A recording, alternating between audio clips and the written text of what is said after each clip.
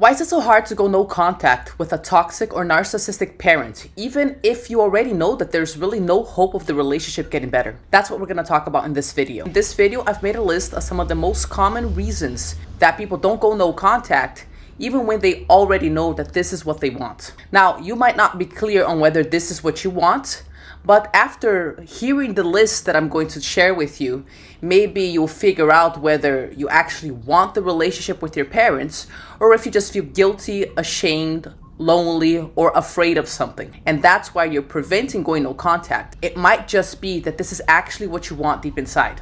Let's see. So first I'm gonna go through some of the common reasons why people don't go no contact, and then I'm gonna briefly share what you need to do in order to gain psychological strength to be able to do this. Essentially, there's a lot of heavy emotions around going no contact and also some really concrete fears.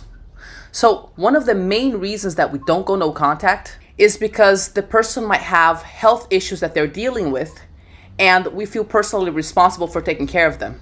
Now, there's a couple of situations here. One situation is when you actually do need to take care of the person because they're not able to do it themselves. And the other situation is when they could take care of themselves, but they refuse to.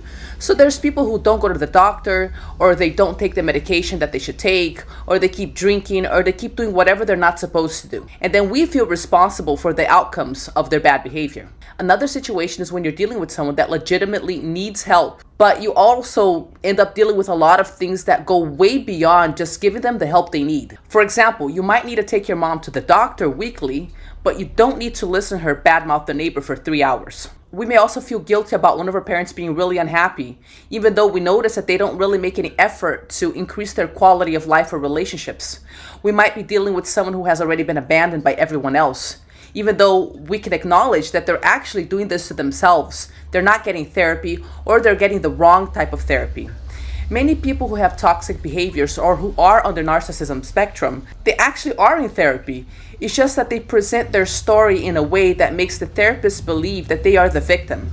And so I've seen stories where somebody's narcissistic mother was in therapy for 16 years and nothing ever changed because the therapist would just keep validating her. Now, for patients like this, if the therapist ever tries to have them acknowledge how they are contributing to their situation, they'll just shop around for a new therapist. Now, mind you, I do believe that some people on the narcissism spectrum get better with therapy, specialized therapy, and when they know that they are narcissistic. But this is another issue, and this is probably not what you're dealing with. Another reason some people don't go no contact is that they feel personally responsible for keeping the family together, even though there's a lot of unhealthy dynamics going on. Or we might feel we need to take care of someone financially when they actually could do this themselves, but they just refuse to as well. A really common reason that we don't go no contact when we want to is that we're afraid of feeling guilt or remorse if our toxic parent gets sick or even dies. We're scared of not being able to deal with the guilt if that ever happens. Hey guys, if you're getting any value from this video, then download your free PDF, Break the Chains, 10 Steps to Stop Your Narcissistic Parents' Control. You can find the link in the description box. Another really common reason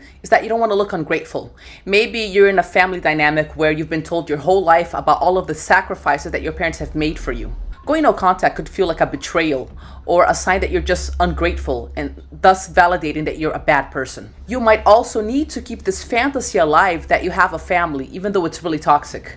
For some people, it's absolutely psychologically devastating to admit that they're gonna go the rest of their lives without a family structure. They would rather have a family that generally just makes them become psychologically and sometimes even physically ill then admit that it's so toxic that it warrants them going no contact. The fantasy is almost better than just the reality of adapting to a new life with no contact. This could be because you fear loneliness or because you might feel that if you can't make it work with your parents, then it's because you're not worthy of love.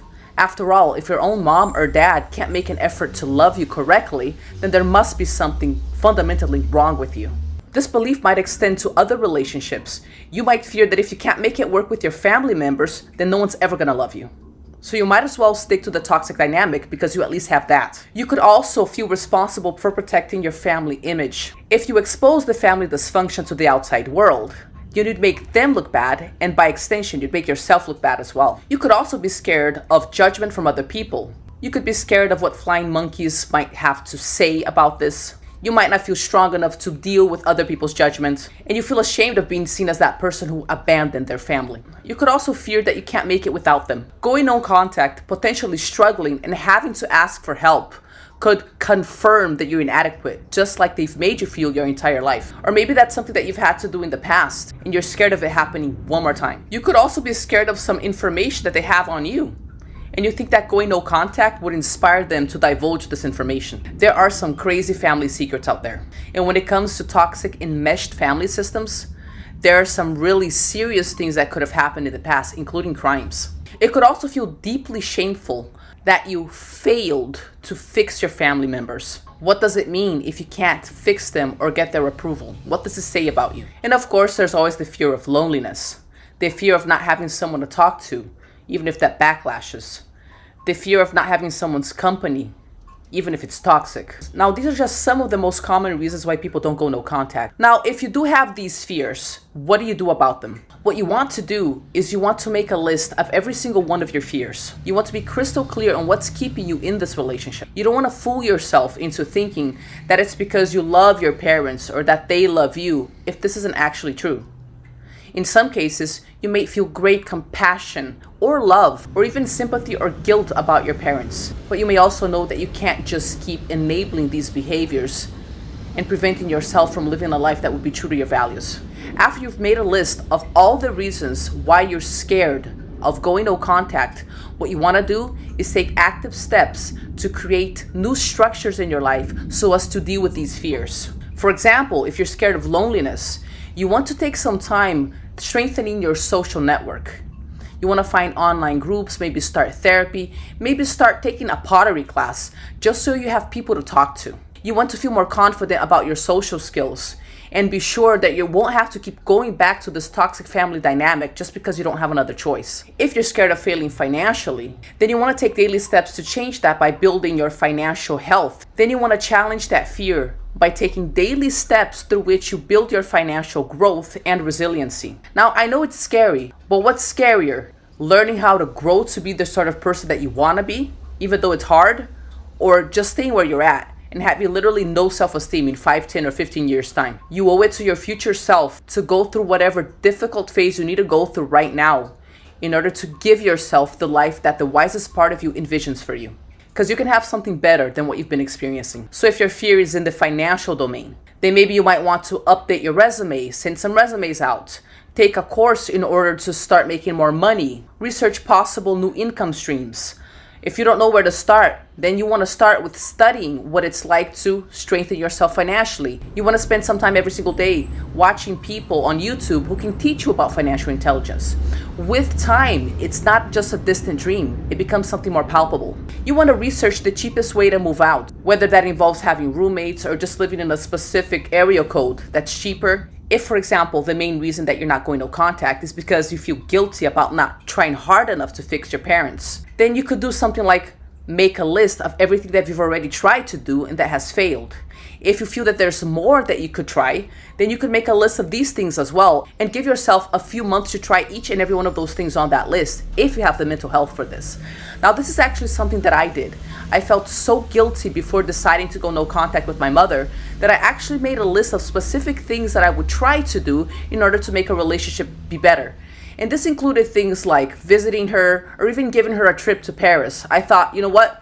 If she's unhappy and we can't have a good relationship, maybe I'll give her a couple of international trips per year. And I was a flight attendant at the time, so that was something that I could do because I got cheaper flights. And I thought maybe I'll give her like these moments of happiness, and it really backfired. So after trying everything on my list, there was no rational reason to feel guilty because I knew that it was completely out of my hands. I even asked her, "Hey mom, tell me, what can I do to make you happy?" And she didn't know how to answer. I realized that anything that she could have answered wouldn't have made her happy in the long run anyway. Because the problem with people with narcissistic defenses or on the narcissistic spectrum is that they're at battle with themselves internally. So there's nothing that they can take in from the outside unless they deal with whatever they've got going on internally first. If you feel guilty, you can also ask yourself, from 0 to 10, what are the chances that you can do anything to better your relationship? And if you decide that the answer is 0, then then you can work on radical acceptance. And that involves reminding yourself daily that this is your reality and allowing yourself to go through the grieving process of basically just feeling angry at life or depressed, that there's nothing you can do. Sitting with this feeling of emptiness is part of the process of fully accepting that you need to divert your energy from fixating on those relationships and giving yourself permission to focus on building a new life that's actually going to satisfy your needs. So everybody's action plan is going to look different, but essentially if we were to break down the steps, you want to 1, make a list of all of the actual reasons why you're afraid of going no contact. 2, build an action plan where you can take daily steps to strengthen yourself psychologically, physically, or financially. 3, you will notice over time that you're gonna gain that strength. And then it's gonna be easier and easier to make the decision to go no contact. Thank you so much for joining me. And did you have any insights while watching this video? Let me know in the comments below.